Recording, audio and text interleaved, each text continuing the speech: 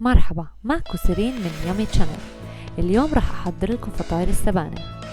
لعجينة الفطاير رح نحتاج 500 جرام طحين منخل، ملعقة كبيرة خميرة، ملعقة كبيرة سكر، ملعقة صغيرة ملح، نص كأس من الزيت النباتي، وواحد كأس ماء دافئ. أنا عجنت العجينة بالميكسر، اللي ما عنده ميكسر بيقدر يعجنها على إيده.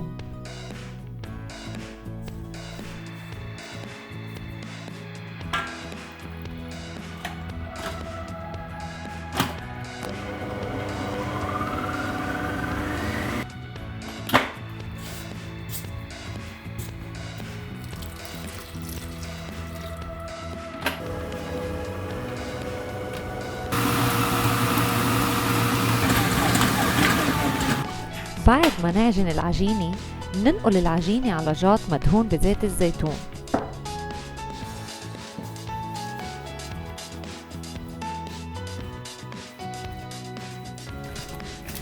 منغطي العجينة ومنتركها بمحل دافي. عندي هون 500 جرام سبانخ منظف ومقطع لقطع صغيرة.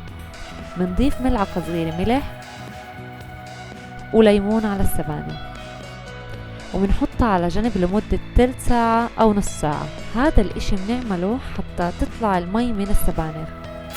عندي هون بصلتين منقطعن لقطع صغيرة، منقليهن بزيت الزيتون حتى ياخدوا اللون الذهبي الفاتح.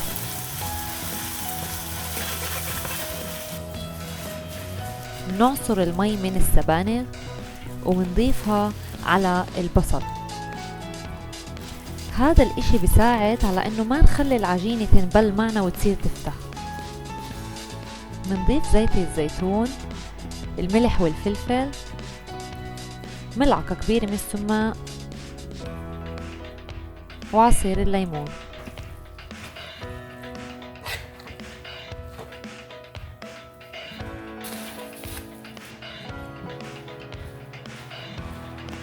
بعد ما خمرت معنا العجينة منقطعها لأربع قطع.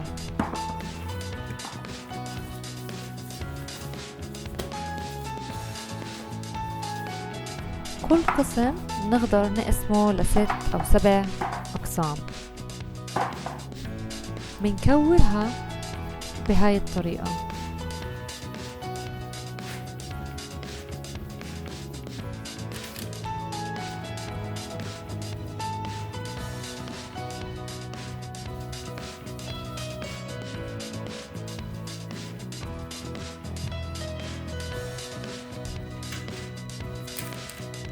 نستعمل الشوبك لمد العجينة.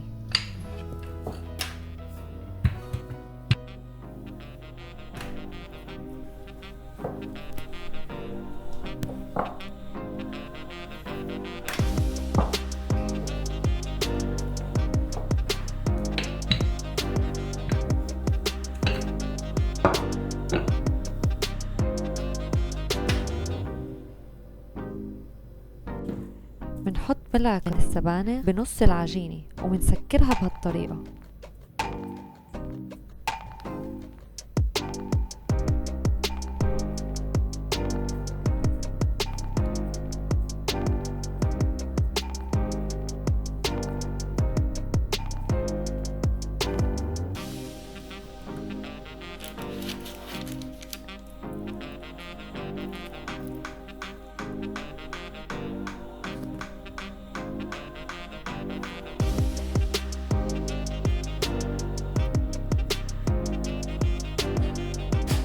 بعد ما نعبي كل الفطاير اللي عنا ندهن الفطاير بزيت الزيتون، منفوتهن على الفرن لمدة 10 دقائق.